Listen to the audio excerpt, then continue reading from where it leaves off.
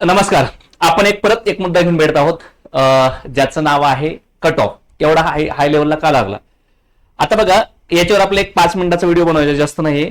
पण जे सगळ्यांच्या मनामध्ये शंका कुशंका आहे, म्हणजे बऱ्याच जणांचे फोन आले किंवा विचारणा होत असली की काय होतं सर, एवढं मेरिट लागलं, मग आता पुढे कसं व्हायचं? जर 615 जागेवर एवढं मेरिट लागलंय तर मग 92 जागा असतील किंवा 200 जागा असतील तर मग मेरिट कसं लागणार? हा मुद्दा आहे. आता हे सगळ्यांना आपापल्या परीने समजण्यासारखा मुद्दा आहे, तरीही काही जणांना प्रश्न पडतो, तर त्यासाठी हे लेक्चर आहे आपलं. लक्षात घ्या. याच्यामध्ये आपण काय सांगितलं पहिल्या स्लाइडमध्ये की यावेळी वाढलाय पण पुढे वाढणार नाही. आणि त्यामध्ये आणखी एक उद्गाराची चिन्ह टाकलं. याचा अर्थ काय टाकला की मे बी वाढू शकतं, पण डिपेंड आहे त्या पेपरवर, ते डिपेंड असतं. पण याचे कारण काय आहेत आणि पुढे वाढू शकतं का नाही हे आपल्याला इथे पाहिजे 2 मिनिटांमध्ये. बघा, एक 5 गोष्टी मी इथे क्लिअर करतो. एक पहिला, जो ऍड आली, ती आपली ऍड आली, बरोबर आहे, आणि परीक्षा झाली, पूर्व परीक्षा झाली आपली 10 डिसेंबरला, म्हणजे 2 डिसेंबर 10 डिसेंबर नेली होती, 10 डिसेंबर 2023, बरोबर आहे. त्यानंतर हा दुसरा टप्पा आपला, मुख्य परीक्षा आपली झाली कधी? 29 डिसेंबर 2024. म्हणजे याच्यामध्ये किती मध्ये हा गॅप पडला? 12 महिने 20 दिवस हा गॅप पडला. ठीक आहे. एक दुसऱ्याकडे आलो आपण. याच्यानंतर जी आपली शारीरिक चाचणी झाली, तिसरा टप्पा,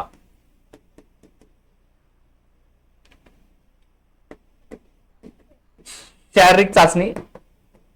ही शारीरिक चाचणी झाल्यापासून कधी? 15 ते 30 एप्रिल 2026. आता हा जर गॅप मध्ये पाहिला तर 25चं अख्खं वर्ष म्हणजे 12 महिने आणि हे 3.5 महिने, 12 15 15.5 महिने, बरोबर आहे. म्हणजेच 15 महिने 15 दिवस आणि काही जणांना 13 महिने. कसं? ज्याचं फिजिकल 30 तारखेला झालंय एप्रिलच्या, तो 4 महिने पकडा ना, 16 महिने, बरोबर आहे. म्हणजे 15.5 ते 16 महिने इथं गॅप भेटला. आता सरासरी काय असतं बघा, आपल्याकडे जो गॅप मिळतो, आपल्या परीक्षेला वेळ मिळतो, इथे किती मिळायला पाहिजे? पूर्व परीक्षेच्या आणि मुख्य परीक्षेमध्ये हा गॅप असतो, जे 3 महिने 12 महिने 20 दिवस झालेत ना, याच्यामध्ये लईत 3.5 महिने किंवा 4 महिने, बरोबर आहे. म्हणजे 3 महिने 20 दिवस पकडा, आपले 4 महिने पकडा. 4 महिनेही मिळत नाही, पण 4 महिने आपण पकडा, जरा जास्तच पकडला आपण. 4 महिने किती पट वाढलं? 3.25 पट. 4 त्रिक 12 वरचे 4 दिवस 20 दिवस, म्हणजे जवळपास किती पट वाढलंय? 3 पट्टीपेक्षाही जास्त वाढलंय. टाइम भेटलाय. जर समजा तुम्हाला 4 महिन्यामध्ये तुम्ही किती अभ्यास करू शकता? मुख्य परीक्षेला 300 मार्कांच्या पैकी सगळे ते man react, forest science, polity, law, जे तुम्हाला 4 महिन्यात अभ्यास करायचा आहे, जर 4 महिन्यात तुम्ही अभ्यास केला तर तुम्ही 300 पैकी एकंदरीत 240, 230, 250 मार्क घेणार होते. तुम्ही जे इथं घेतले ना, 12 महिने 20 दिवस भेटले, याच्यामध्ये टंगळमंगळ जरी केलं ना, टंगळमंगळ, तरी ह्याचं 3 वेळा रिव्हिजन होऊन जाते. त्यामध्ये 3 पट अभ्यास होतो. ठीक आहे. म्हणजे आपसुकच हे पहिला पॉईंट आहे की मेरिट वाढण्याचं. दुसरं सांगतो, इथं आलो आपण, आता इथं मेरिट वाढलं, मग त्याच्यानंतर फिजिकल. जर बाबा तिथून पुढे 2 ते 3 महिने, या दोघांच्या मध्ये किती असलं पाहिजे कालावधी? या दोघांच्या मध्ये इथं किती पाहिजे होता याच्यामध्ये? तर इथं कालावधी 3 किंवा 4 महिने, बरोबर आहे. सरासरी 3.5 4 महिने, 4 महिने पकडा आपण. 4 महिने भेटायचं. किती भेटलं? 4 पट भेटलाय.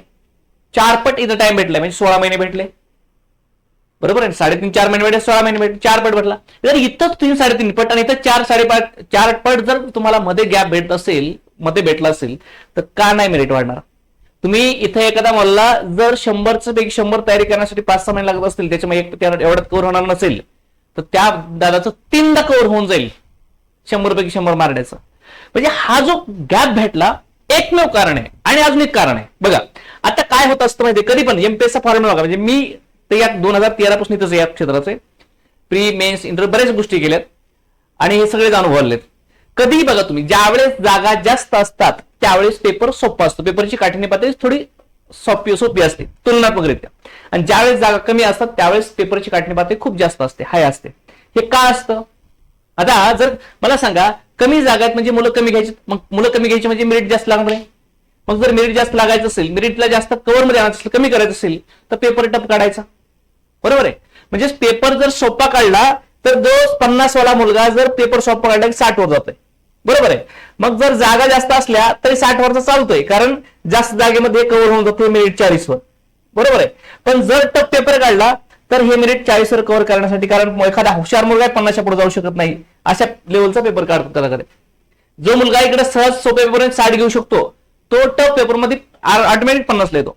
मग ते मेरिट लेवल करण्यासाठी किंवा मेरिटला जास्त हाय न जाऊ देण्यासाठी, आणि जागा कमी असली तर आपसुक असतो, पेपर अवघड असतो, जागा जास्त असली तर पेपर सोपा असतो. तुलनात्मक तुम्ही कोणतंही ऑब्झर्वेशन करायचं मागील पेपर काढून किंवा ऍड पाहून. त्यामुळे आता हे एक मुद्दा की पेपर सोपा होता, मेन्सचा पेपर सोपा होता, मेन्सचा पेपर सोपाच होता. ठीक आहे. आता पॉलिट सारखा विषय खटले जर सोडले तर बाकी 13 प्रश्न यासारखे होते. पॉलिट आपले बघा आयपीसी, बीएनएस, आयपीसी, सीआरपीसी यांचे प्रश्न बघा अगदी सोपे होते, म्हणजे एका दुसरा प्रश्न अवघड, बाकी सगळे सोपे. त्यामुळं असं झालं की ते मार्क्स वाढले आणि अभ्यास आधीच झाला मुलांचा. म्हणजे पहिलं तर हे कारण की अनावश्यक म्हणजे आवश्यकतेपेक्षा जास्त वेळ मिळाला 3-4 पट. आणि दुसरे कारण असं की पेपरची काठिण्यपाती तुलनात्मकरित्या सोपी होती.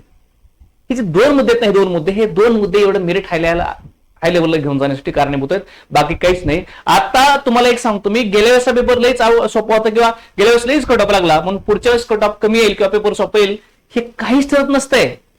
इथून पुढची जी पातळी ही तुमची जी पायरी आता पुढची ही परीक्षा पुढची हे तुमच्यासाठी पूर्णपणे एकदम ब्लँक आहे आणि ते पूर्णपणे तुम्हाला पहिल्यापासून जसं असतं स्टेप बाय स्टेप आहे. म्हणजे पहिल्या परीक्षेवर ही दुसरी परीक्षा ठरते असं काही नाही. पहिल्या मेरिट म्हणजे हाय गेलं म्हणजे अजून पुढच्या वर्षी पुढे जायलाच पाहिजे असं नाही. आपली जशी महागाई वाढते की पहिल्या वर्षी 5 रुपये, पुढचे 7 रुपये, पुन्हा 10 रुपये, 15 रुपये, 20 रुपये असं जी भाव वाढ जातो एखाद्या वस्तूचा, ते तसं याच्यामध्ये नसतंय. यावेळेस जर 60 कट ऑफ लागला तर पुढच्या वेळेस 50 लागू शकतो. बघा कंबाईनचा पाठीमागचा कट ऑफ जो आहे तो 62 लागला होता, 62.5 समथिंग. 60 वाला पोरगा नापास झाला नाही, म्हणजे नापास झाला. आणि काय बरेचसे मुलं म्हणायचे अरे 60 आहेत तरी नापास झालोय, पण साध्या मुलांना 60 मार्क होते. आताचा पेपर बघा तुम्ही 2000 आता 25चा कट ऑफ बघा गडबचा 51.25 आहे. गेल्या वर्षीच्या कट ऑफ मुळे सांगतोय ना, गेल्या वेळेसचा कट ऑफ जागा सरासरी तेवढ्याच होत्या. उलट्या गेल्या वर्षी काहीतरी माझ्या माहिती 5-7 जास्त होत्या, 758च्या गेल्या वर्षी काहीतरी 800 प्लस होत्या. गेल्या वेळेसचा कट ऑफ जो आहे तो लागला होता 62.5. याचं कारण होतं पेपर खूप सोपा आला होता. यावेळेसचा पेपर गेल्या तुलनेत थोडासा टफ होता.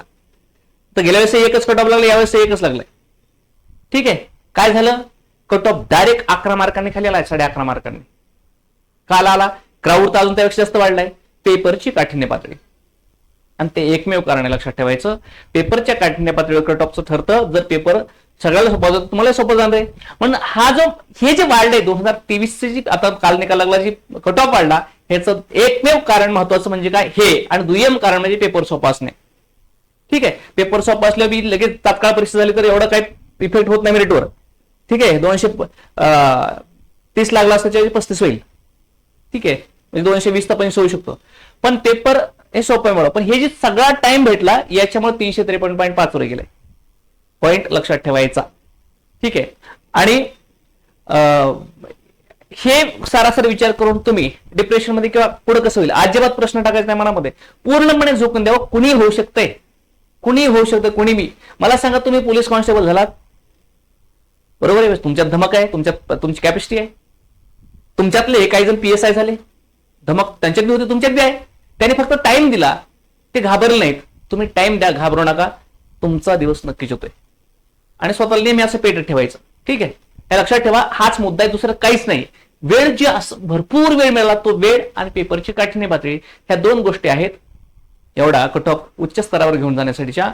तर हे 2 मुद्दे जर आपण बाहेर साडले तर आपला विषय पुढे जात नाही.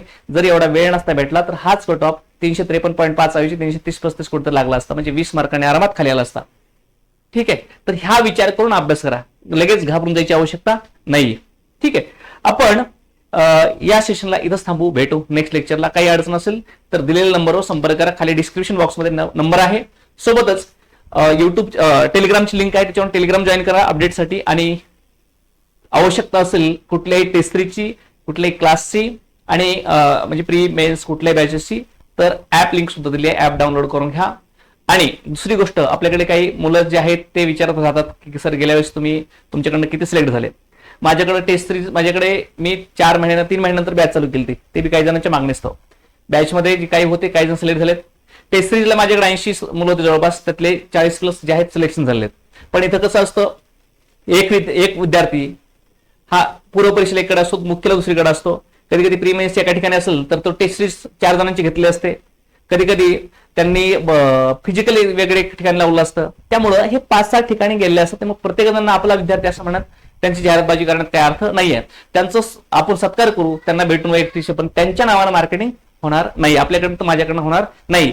कारण काय की तुमच्याकडे बघा, कोणताही क्लास असतो जगातला कोणताही, त्याच्याकडं जर 1000 मुलं गेले असतील, त्या 1000 मुलापैकी सिलेक्ट झाले 100, तर आपण 100ची मार्केटिंग करतो, पण ते तुमचे 900 नापास झालेत, त्याची जबाबदारी कोण घेणार? त्यामुळं जिंकले आहेत त्यांना शुभेच्छा द्यायचा, त्यांचा सत्कार करायचा आणि तिथंच त्यांचं कौतुक करायचं. पण त्यांच्या नावानं मार्केटिंग करणं आपल्याच्याने शक्य होणार नाही, आपण करणार नाही. आणि पुढच्या परीक्षेमध्ये आपला जलवा असेलच, तो विषय वेगळा. पण आपण फ्रे घ्यायचं पास झालेल्यांचं आणि नापास झालेल्यांना मग कुठं वाऱ्या सोडायचं. त्यामुळं हे विषय क्लोज. आवश्यकता असेल तर नक्कीच खात्री करा आणि जॉईन व्हा. आणि काही अडचण असेल तर वैयक्तिक माझा नंबर दिलेला आहे 9922248550, त्यावर नक्कीच संपर्क करा. जय हिंद, जय महाराष्ट्र.